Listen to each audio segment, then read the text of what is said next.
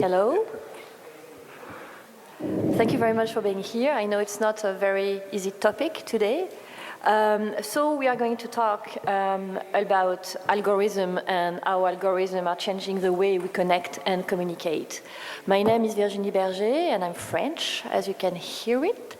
So, and we are three French speaking on stage, so I don't know if you speak French or understand French, but it would be easier for us to do it in French. Maybe not for Michael, but no? Definitely not for me. Just, I try in case of.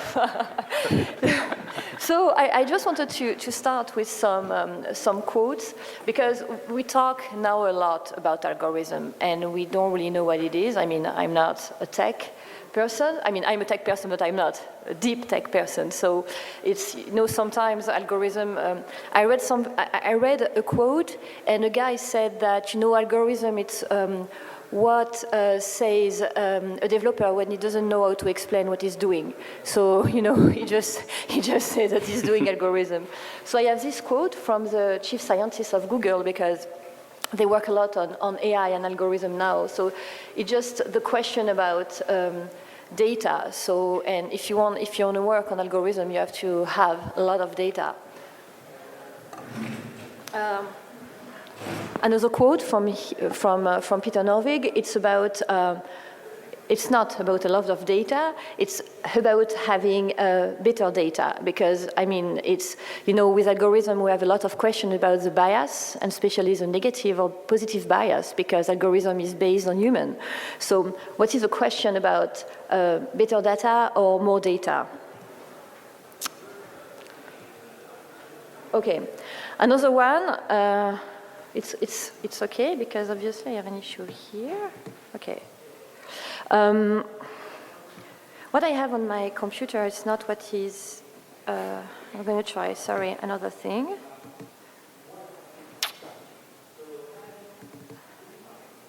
The AI took over. Yeah, where is the AI? We need AI here. It's more that it doesn't move.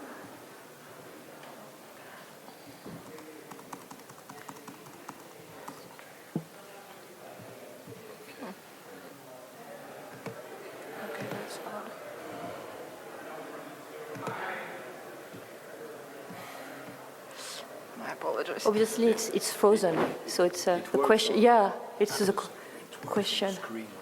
Yeah, it works on the screen. Not now. Did it? Sorry. No.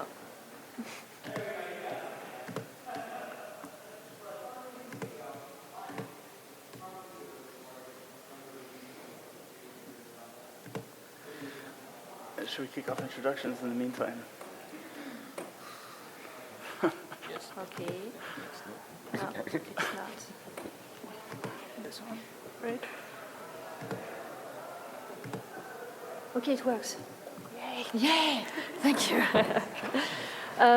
So also, now we are talking a lot about the social bias and all the political bias. It won't be the topic of the conference today, but it's more to talk about algorithm. It's just an introduction, because we saw so many things about algorithm, so I think it's also interesting to talk about it. It's just a question of how algorithm works, and especially because behind algorithm it's about human.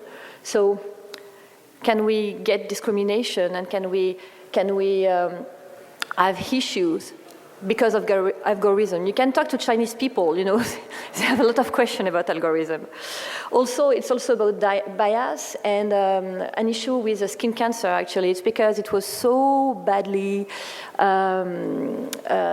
disconnected to the reality that actually the machine said to people that they had a cancer, and they didn't have a cancer. It's because of bad data. Another one, so it's in French. So from what I understood, you don't speak French, but it's from French writers, and very famous in Europe. And he just said that I'm not born in English. I'm not born in a democracy to spend the next 80 years of my life under the continuous flickering of a totalitarian electronic gaze that will decide algorithmically what can be retained against me. So it's really something that he said last week, and about all the issues that we can also have about algorithm. And the last one, it's about creativity, because it's the question of the panel.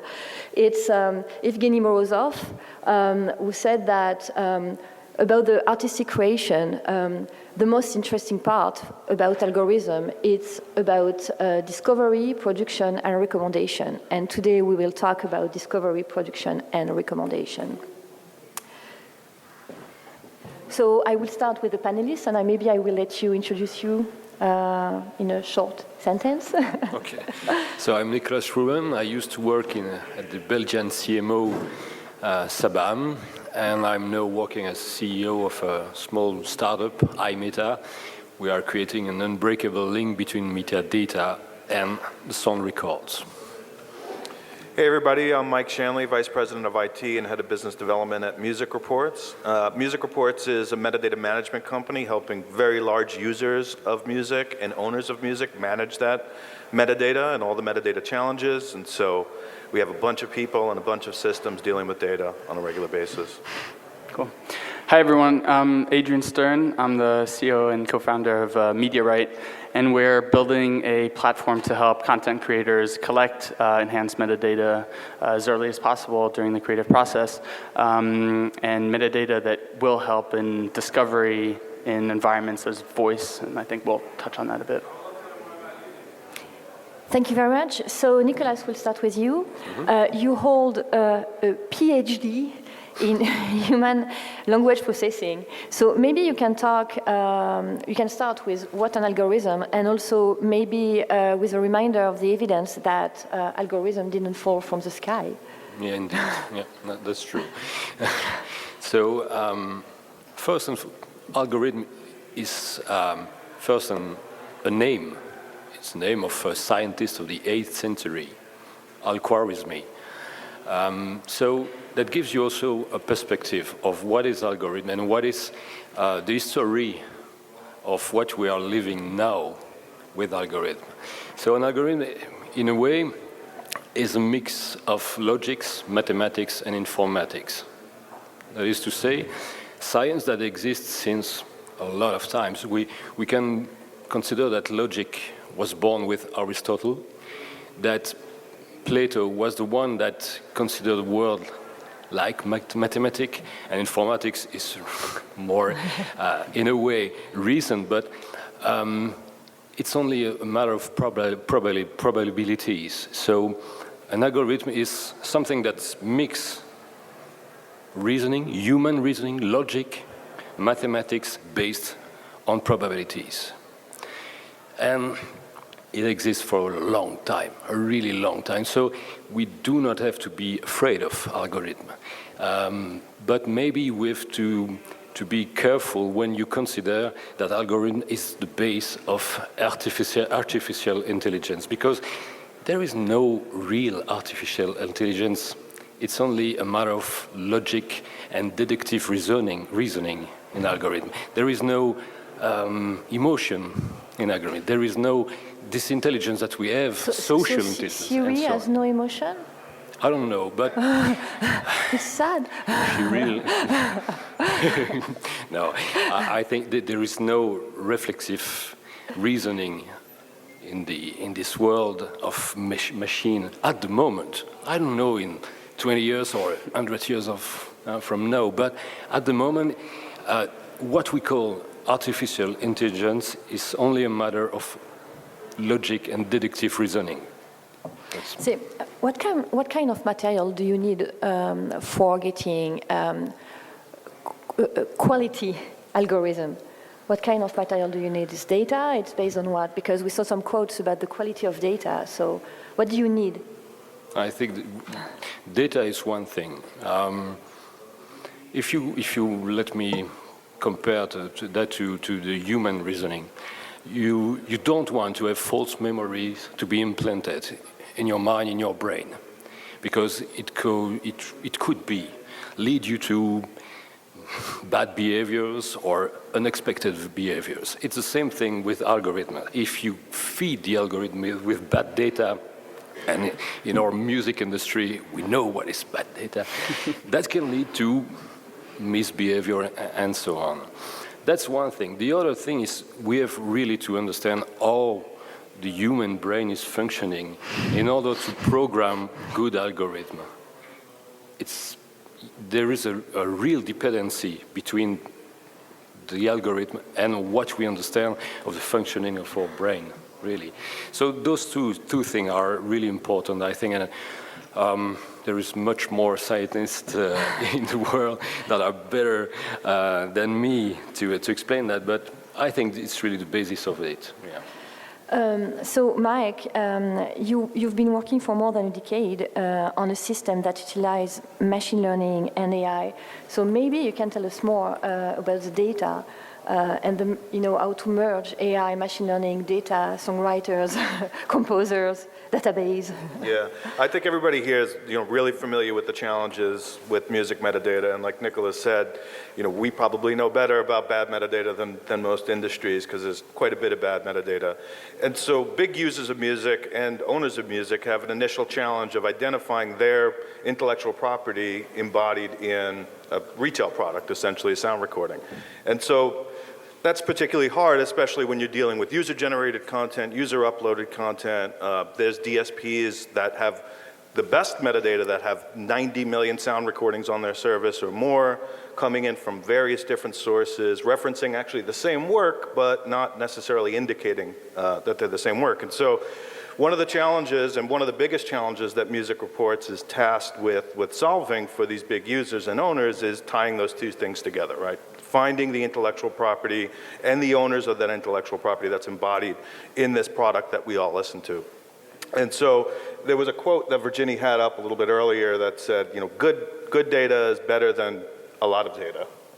And while we do have a lot of data, Music Reports dedicates half of its entire organization to just manpower interacting with the data. That's about 60 human resources, musicologists, data researchers that are every day for 10 hours a day interfacing with that data. And so they're cleaning data, they're matching data, they're stripping bad characters out of information that comes through user-generated content, et cetera. And so it's that human interaction that really teaches our algorithms what to do. You can't do so much with people, but what you do with people is very valuable for the machine to learn from. And so, the decades of history of interacting with that data really serves as the knowledge base for our machines to make decisions, to create probabilities on what might be a proper match, et cetera. And so, I think the more information obviously you have, and the better that information is, and the more humans that have interacted with that metadata, the better your machine learning algorithms are going to be, the more accurate your artificial intelligence is going to be. And so, yeah, that's really how we approach the problem. We try and do as much as we can with machines, all completely guided by people and their experience. So if we start with your data, with it's good quality of data. So from there, we can start the music discovery. So how to generate playlists, for example, with how to generate, to predict a hit or a song, right, based on your data. Yeah, I mean, we generally leave how to predict a hit to the folks who are more involved with the creation of music. But, as music fans, I think we could think about those things. But predicting what someone might want to listen to is potentially a little bit different, right? And so we think about these things in large buckets like genres, right? If you like hip hop, if you like progressive rock, those are very broad topics. But if you step beyond that sort of barrier and look at, well, who created this work? Whose intellectual property is this? And what have they done otherwise, outside of this? I think that's a new way to recommend music that, is really just in the nascent phase of, I like this Britney Spears song. It was written by a guy who also wrote, this Katy Perry song. And so, I think that's an interesting approach, and that's something that we do help a lot of the DSPs think about, and we help them mine that data so they can predict maybe what you want to listen to outside of just saying, well, I'm just going to play another progressive rock song because you listen to Yes. And so how it generates playlist, actually? It's based on the data, it's based on the song you want to listen to, it's based on your behavior, on your past behavior, how it generates playlist.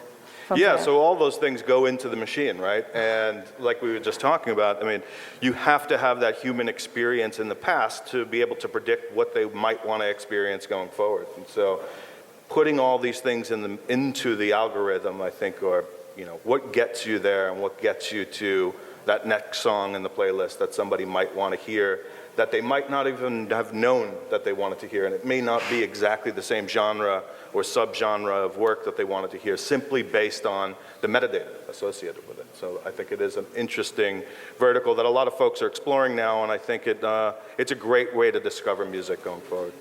I have a question. Maybe it's the same question. You have maybe the same question. It's just that you said that maybe I don't know. Let's take YouTube or Spotify. They will just show us a song that we didn't know, but that maybe they think that we would like to hear it. Most of the time, for me, it's just crappy. Really, just awful songs. It's really something that I don't want to hear most of the time. Really, it's very, very bad. Yeah. So maybe it's based on my bad behavior on YouTube or Spotify, because we have all our guilty pleasures sometimes. So maybe I don't know. I think those recommendations and predictions they've nailed certain aspects. And to get out of music a little bit, I may be doing a Google search or on Sweetwater looking at a guitar, and then I go to YouTube and it generates a whole list of reviews for specific guitars that are like the one I was just looking at. I mean, that might be an invasion of privacy. I think it's convenient, but there's certain aspects, I think, of the machine and the algorithm that predict what you might want to ingest as content that work very well. And I think there's a long way to go, probably, in music in particular and listening habits, because listening to music is a very particular thing, right? Yeah, and if I can add to that, I think what's interesting is with voice searches becoming more relevant, I think machines and these algorithms will be able to understand better what users' preferences are.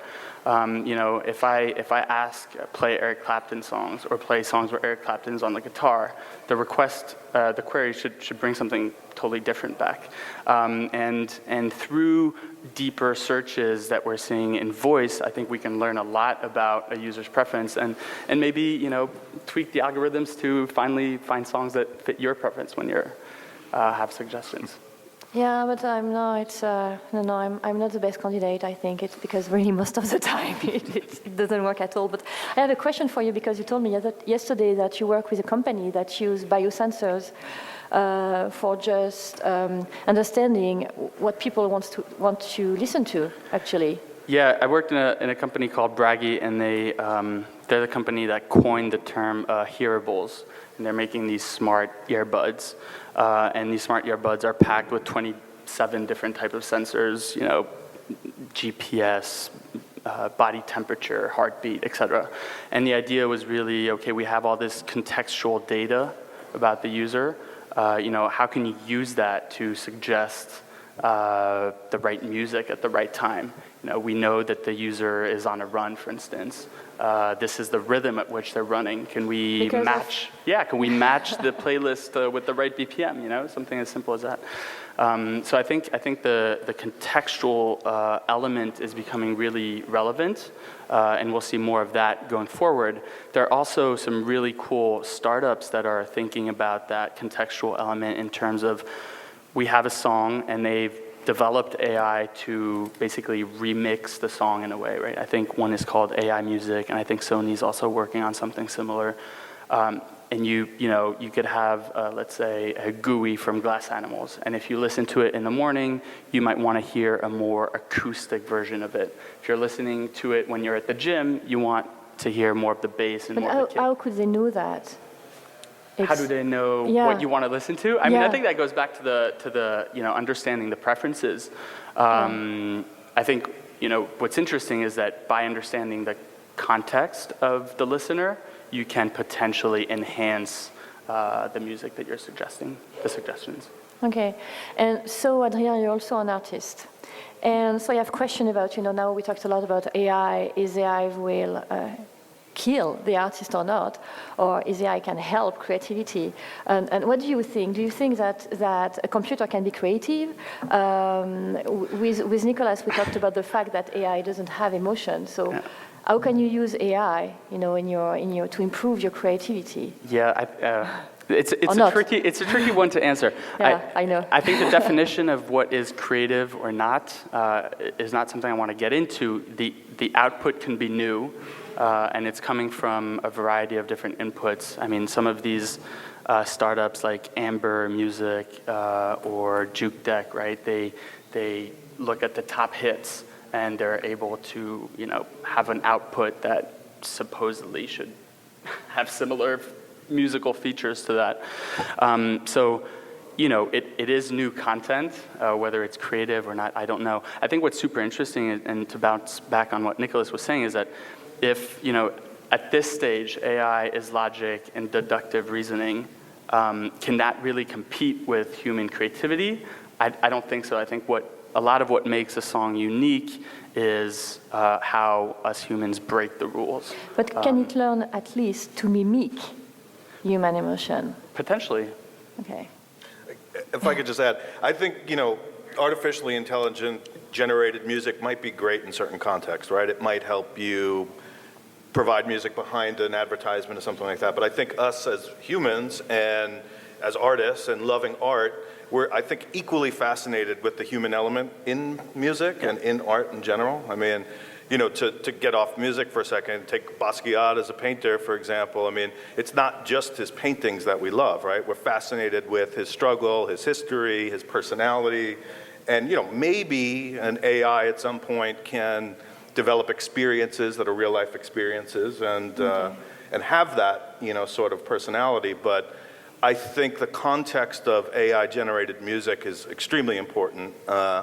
And I know personally, and this is just an opinion, that when I'm driving on the highway, I'm not going to want to listen to people I'm not also fascinated with, right, as artists themselves. So I think it's contextual. No, I totally agree with that. I think what's great about AI is that it can help songwriters, producers, have new ideas. It can spark creativity. There are some projects like Ava, a French startup. They're basically creating a creative assistant, if you will, an AI creative assistant that can recommend, suggestions for whatever you're writing. There is that, and there's, I think Google has a project called NSynth that, can suggest new type of sounds, right? So the AI will create new sounds to fit your production. So I think those are great tools that can accelerate and enhance human creativity. I have a question for, please, Just Nicholas. one thing that could be really positive in the fact that we let artificial intelligence to create something is that we get better and better understanding on our own as human processes of creation. So in observing a machine doing something, creating something, we get a better understanding of what are the elements that we put in our creation. So maybe it's a pragmatic tool. I think there is a lot of tools that can help creators to create, but it's also a tool for scientists to better understand how we are functioning as human being, really. I have a question for it's a global question. It's when you can listen to almost any song in the world now. I read that Spotify just it's upload maybe something like 20,000 songs a day, I think daily, something like that. So when you can listen to almost any song in the world, how do you decide what to play and whether you like it? How? So our algorithm can help us. Our playlist can help us. How does it work? Because I really need to understand, how it works and how can I? Because if you try to listen to 20,000 songs daily, it's going to be difficult for my life. So, do you have maybe a solution for that? Well, I would just add that managing big catalogs on behalf of DSPs that grow 20, 30,000 sound recordings per day. A lot of those don't wind up getting listened to, right, and sit there kind of quietly. How do we consume all that content? I think that's a really good question. Yeah, I think it could be another panel, but the quantity. But so, how can it work? Maybe just at the moment, I think it can't work really efficiently because there is too much data. And the only way that algorithms are functioning in this world at the moment, at this stage of our evolution in this technology, those technologies, is causality. there is only observations of your behavior on Spotify, Deezer, and so on. Those observations are correlated with other information on your gender or your habits as a listener. So it's only a matter of finding the root cause of you listening this kind of music or this particular piece of music. At the moment, it's too narrowed, really too narrowed for this kind of reasoning to suggest something that is really outside your field and that you will like. So that has to be, I think, more and more developed in the sense of emotion. You have to find algorithms that can also give an idea of your emotional state when you are listening something and those kind of things, because we are human, we are receiver really of everything. So actually, algorithm doesn't help me with my music discovery, because algorithm will only send me some things that I already know, but it won't help me with some things that is very, very different that I usually don't listen to, but I would like maybe to discover at the end. So algorithm is not a discovery platform. I think at the moment, no, really, but not yet. Not yet. It's like when you are on Booking and you choose to go to this city, and then you get advertising on this city on Booking, but you've already chosen your hotel. So what's the point there?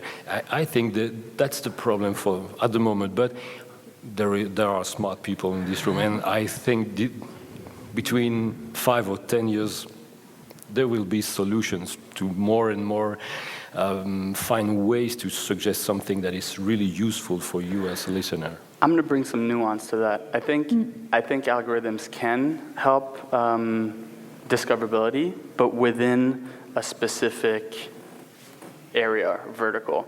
I mean, I think we could compare, the algorithmic playlists to sort of the echo chambers that we see in social media, right?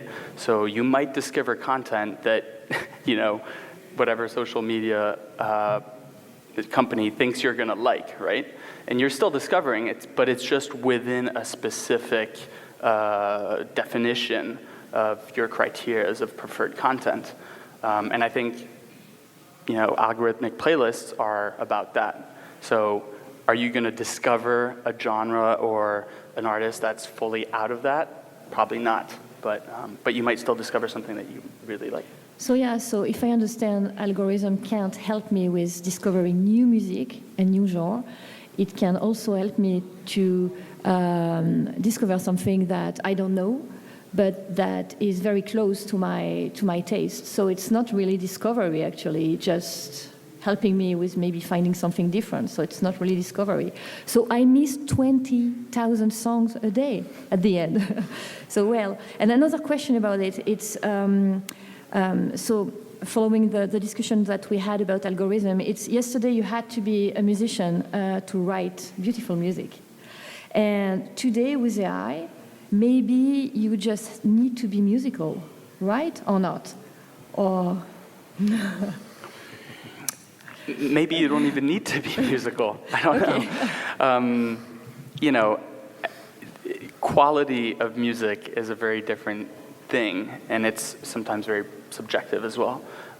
So I'm not sure what the real answer to that question is. I think there are different use cases. Can computer be creative? Because if they can't help me with discovering new music, can they really help an artist to create new music? I believe so. Okay. I think so. I think I mentioned a couple of these projects that can help spark creativity. I also think that there may be different spaces or specific places where you don't need music that was humanly created, right? Maybe having AI-created music makes a lot of sense for user-generated content that, it's music that's copyright-free, and it would be a lot easier for a lot of the social media platforms to only have that type of content go out. So maybe there's a specific place for AI-created music and human AI-enhanced music and human-created music. Yeah, I mean, I think definitely machines help people create things, period, right? How far that goes until the machine's actually doing the creation, I think is something that's interesting, and it may, of course, produce something that you'd like to hear. Doesn't necessarily mean that you'll want to hear it all the time. And just going back to your last point, Virginia, about the recommendation, I think the algorithms have a long way to go, but I do believe they will get there, and I think that's going to take just analyzing the data. I think a lot of the DSPs are collecting so much information that they don't yet fully have their arms around actioning, and I think they're scratching the surface. If you use the Pandora radio service, right? Pandora has done a great job at curating playlists based on your input for building a channel. But that was all done by people, right? They created this music genome, which has just a giant a human resource group that analyzes the poetry value of the lyrics, et cetera. And so I think there's a lot of work to do there where a machine can start to get there. And I think, as we start to move away a little bit from the DJ, we're starting to miss that a little bit more, right? I mean, if Netflix didn't offer recommendations based on what you had watched before, I think we'd all be kind of lost on what to watch next. And I think, music does have a long way to go, because you're right, and Adrian said it really good, it's this echo chamber where I listen to a thing and then I start hearing the same things, and I'm not really discovering. I may be discovering new bands, but not discovering a new genre that I might be interested in. And so I think there's definitely work to be done there. Okay, because I have very bad behavior online, actually. On YouTube, I watch most of the time video with animals, cute animals, most of the time, yeah. And on Spotify, no, I'm not on Spotify anymore, but on Apple, I listen to, sometimes I have my own guilty pleasure, and I won't talk about it, but, it's very old songs. And I mix with other stuff. So how could AI help me here? It's because I have so many data and weird data, because it's a very chaotic behavior. So is AI, can AI do something for me, or how could they, just delay the bad? It's possible to just analyze the bad data versus the good data, for example. I think that's going to take, again, enrichment and human interaction and refining of the algorithms to say, well, you like to watch cute cat videos, but that has nothing to do with your dog videos. But that has nothing to do necessarily with the media you want to ingest, generally speaking, right? And so I think, there's work to be done. You talked also about creativity metadata. So how does it work? It's metadata are able to be creative.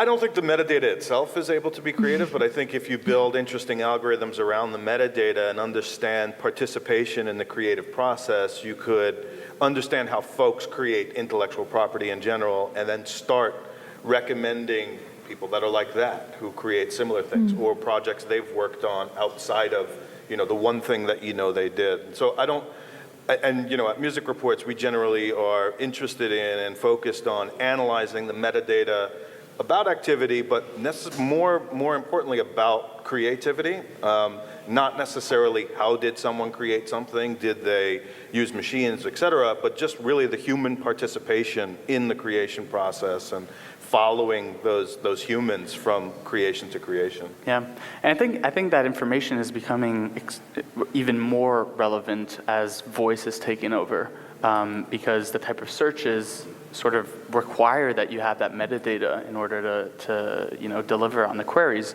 So I think it's really important for content creators to understand that they need to have that metadata sorted properly and make sure it goes through the value chain. And we talked about this a little bit earlier, but you say, Siri, play John Williams, and there's a whole bunch of John Williamses out there. You're trying to listen to score music, you're trying to listen to the jazz musician, and the only way it'll know is based on what you've done in the past, right? Maybe Nicolas can tell us more about how you can use AI and algorithm for protecting and for copyright, actually? Yeah, it's really a matter of quality of what you ingest. I used to work 13th year as a strategist at Sabam, and what we saw is really that with the internet, with new platforms, it was more and more important to have good feeling of the fields, good complete information, exhaustive information on who is doing what in a production, a music production. It's really important for the artist to be paid at the end of value chain. It's so obvious, and we are discussing that for 10 years now, but really it's really important. We are discussing here about AI and how we can help artists to be discovered on the platforms and so forth by the listeners, by the users, but if you can basically, just put your name and give the right title, give the right shares, and do not wait till your piece is a success. Do that before it's a success, because it's your money that is in it. So it's really important to see the difference between AI and simple processes. I think there is a lot of processes between the moment you produce something and the moment you are paid for it by your CMO, your PROs, and so on. But those processes are mostly human processes. You identify something that is sold, or that is listened to with one platform and so on. It's really simple. Normally, it's really simple to see who to pay, really. So there is no AI, or mostly no AI in that. If you give good metadata, it's like that. Normally, there is no problem to find you and find your wallet in your pocket, really. So we are discussing here about creation, about how AI and algorithms can improve creation processes.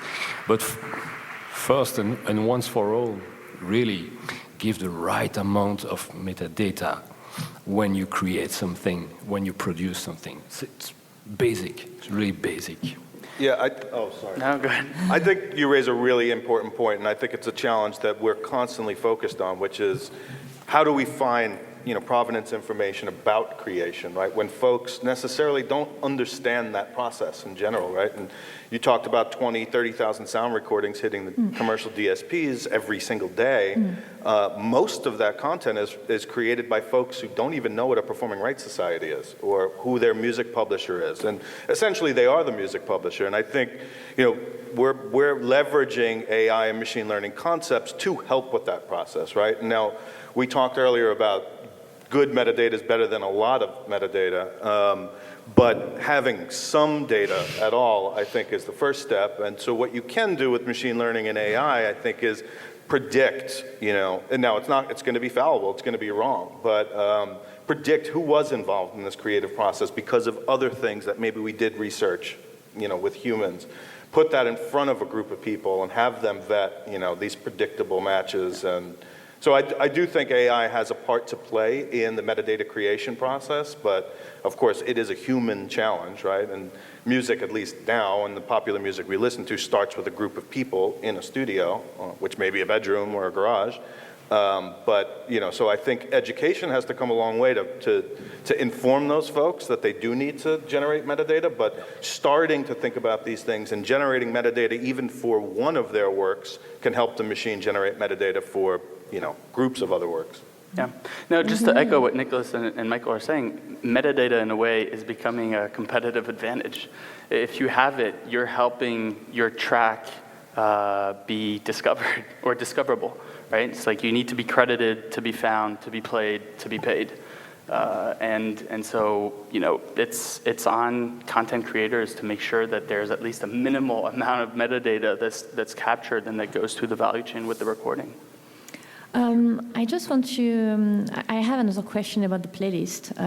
Sorry, but it's almost the end and I have to keep time for, the audience. But what is the difference, in terms of added value? I have my opinion, but I want yours, about curated playlist, human curated playlist versus machine automated playlist.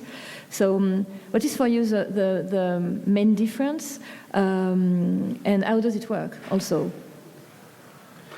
Two questions, actually. I think what's, at least for me, and I think hopefully it resonates with a lot of people, what's interesting in a human-curated playlist is the story behind it.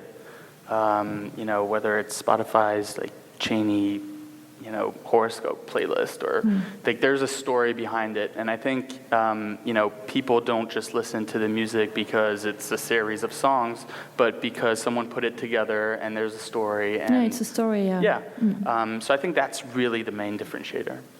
Okay. Yeah, I think, not the average music listener, and I'm that type of person who has a subscription music service and listens to 10 albums a month, and I don't really let the algorithms take over. Now, the difference there is I use Pandora all the time, and those playlists are generated by algorithms, but they're enhanced greatly. In fact, the algorithms wouldn't work without the human interaction, right? Instead of, but it goes back to your challenge. Pandora can't do that on 20,000 tracks a day, right? In fact, they could only do it on maybe 500,000 in total. And so it's a limited set that you're going to get to listen to. And so I think that's the major difference between human-curated playlists and automation-created or AI-created playlists, is that humans can only do so much, right? Machines have limitless scale, and the amount of horsepower you put behind them is really going to get you in front of maybe things that people wouldn't be able to get in front of you. Actually, I asked you the question, it's because I will let you answer. It's because, I just read an article last week saying that now for a rising star, for an emerging artist, it's more interesting to use podcast instead of playlist. And that playlists are decreasing a lot. And podcasts are more and more interesting for the artist. And podcast, it's only human. Maybe there is, AI podcast base, I don't know. But, and so they said last week that actually, following the numbers, it's more and more interesting for an artist to be featured on a podcast or to just, to host a podcast instead of being in a playlist, because there's so many playlists everywhere that people, playlists at the beginning were created because it was difficult to find music, and now it's too many playlists, so they don't know what to listen to. So that's why I ask you the question about human versus playlist, because I know that there are a lot of conferences and workshops about playlists, but at the end, the metrics just show that it doesn't work. So that's why, it's always the same question about algorithm, but it doesn't work. I would just add one thing. Sorry. Yeah, I would add one thing to that. There was an experiment done like a year ago where two AIs started speaking to each other, right? And immediately they found the human language to be completely inefficient, and they created codes and shortcuts and started talking to each other in ways that we couldn't possibly understand. And how is that helpful for our ingestion of content, right? Yeah. So, you can only let the machine do so much, because I think they find us slow and kind of stupid. Nicolas, maybe you want to say something? Yeah, but I'm like Mike. I really do like the human curated, but what I like there is not only one platform, there's a bunch of platforms, and platforms with community management also. You can also exchange playlists with your friends, with your community. It's really a great thing, really. And yeah, AI is not really behind that. It's more a way of exchanging your thoughts, your way of expressing yourself through the artist that you like, and so on. So, I understand why podcast is now maybe future for artists Yeah, because the lack of human connection and the fact Yeah. that we really need to exchange info and to talk to each other sometimes. We have 5 minutes, maybe if you have question. Or maybe, yeah. yeah.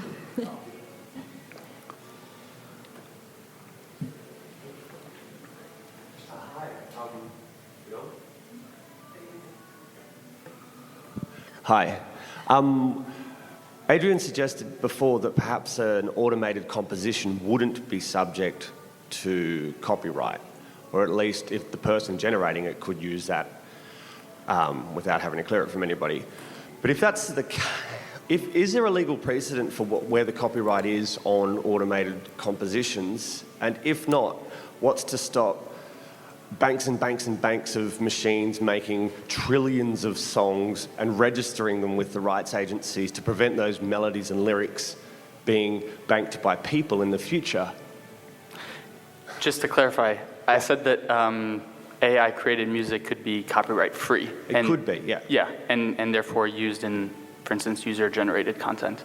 And I think it's a valid legal question, and I don't have the answer to it. Yeah, but Actually, we wanted you maybe to talk about it, but we thought that it will take 1 hour. Yeah. But we can start It's now. probably a panel all to itself, and I'm certainly not an attorney, but we work in copyright in particular, and it's an extremely gray area right now. And your scenario is actually happening, right? There are folks creating millions of works with machines and registering them. In some cases, registering them to their own society or their new society. But holding users' feet to the fire and saying, if you're going to use it, you're going to infringe on my copyright. But I don't think there's a full clarity on the legal precedent of a copyright for AI-generated content.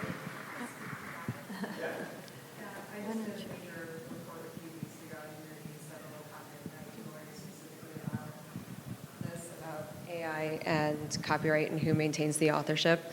And the clear answer is there is no clear answer because it hasn't been litigated yet. The only example that we have right now that exists is the deal that Endel just made with Warner. Endel is an AI app that creates generative soundscapes, and they signed a distribution deal with Warner for 20 albums in 2019, 5 of which are already out on Spotify and Apple Music. And because they didn't know what to put for the credits, the 6 people that work at that startup now are the authors for all 600 songs. So copyright law specifically does not say that you have to be human to hold authorship. And unfortunately, that can only be challenged if something egregious enough happens where it's brought to court, like the monkey selfie case. And we will probably deal with that very soon. Right?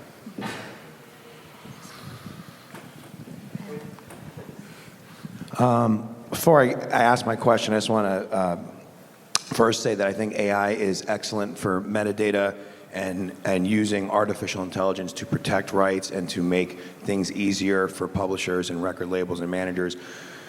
But on the side of writers, I want to ask, for you guys that are working on creating AI music, why are you doing that? I'm not. So. I'm not either. No one here is? Because I just, there's a lot of talk about that, and I find it incredibly offensive for the artistic community. We don't need robots writing movies. We don't need robots writing songs. There's already a huge problem with the fake artists that are on Spotify that get millions and millions of streams that aren't real, actual things, that are gaming the system. Jay-Z's under investigation for Tidal for the gaming of the system there. And I think that the artistic community, the same way that the FDA makes sure there's not artificial ingredients that can kill us, some type of regulation, the music community has to realize there's all of these writers that are trying to get a sync, that are trying to get a deal. There's no shortage of creatives that can contribute, that'll give their work for free. So I don't understand the why on AI music. And I don't think that Subaru needs an AI song on their commercial. They should find an artist, find the next Billie Eilish. Billie Eilish is huge not because of a computer, because she was raised by creative parents, and her brother were from a very young age pushed to it. So I'm here at this conference and I see all this AI talk, and as soon as it leaves the metadata side and goes into the creative, I'm asking everyone, why are you doing that? And everyone's kind of looking like, oh, I'm driving drunk. I mean, I shouldn't be doing it, but I just don't understand it. So I wanted to ask, as you guys are discussing, creating AI music and the rights, why? I think we're in violent agreement. First off, and like I said, I have no interest in listening to music that was created by a machine. In fact, my fascination with music is probably mostly about the people who created it, right? I'm an analog musician myself, so, I'm not necessarily offended, I wouldn't say, simply because nobody wants to hear my music in the first place, but I agree with you. Self-aware. Maybe Adrien? I mean, I agree. I fully am a fan of human-created music. I think AI can be seen as a tool to enhance that, though. I'm not against that. I'm not against AI-generated sounds or using AI to facilitate your EQ or whatever it is. I think those can be great tools to, help your creation be better. And I think there's a good reason for that. Yeah, just sometimes I feel like in life, we go to the grocery store, we don't have a cashier, now we're self-checking out, we play a channel, we have a computer running song. It's like every sci-fi movie, guys, this never ends well. Before you stop feeding the AI, send them Joe Rogan. It never ends well. I do agree also with you, but let's talk about the fact that AI can allows you to have a reflexive thought on yourself, because it's a partial image of yourself. And that could be also useful for artists to have this kind of mirror to better comprehend themselves, their own creative process. I think AI can give that also. It's not only, I agree perfectly, I don't want to listen to AI-produced music either, but it's an object that you can really extract from it some learnings on what you are doing as an artist also. That could be the positive side of things. We have time for one question, but we'll be there after the conference if you want to ask a question to the panelists. I just wanted to say that I think, this has been a great session, and Thank you. it's too bad it's on the last day and a lot of people have left. This is one of the best ones I've been to, and Thank you. I think we have to remember that music is an art and a science, or at least it was until NARAS dropped that from their name and just became a TV show called the Grammys.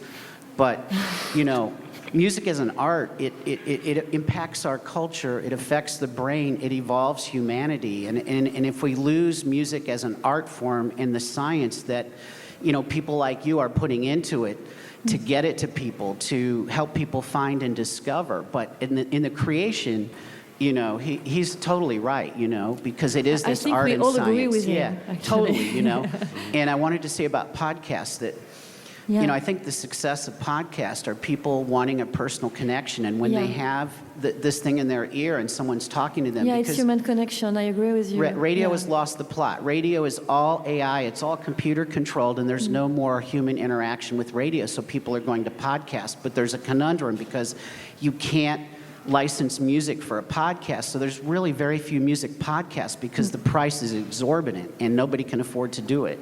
Yeah, thank you very much. Maybe next year we'll try to do something about music, emotion, medicine. It's also very interesting if you want to talk about the human interaction. Thank you very much, all. Thank you.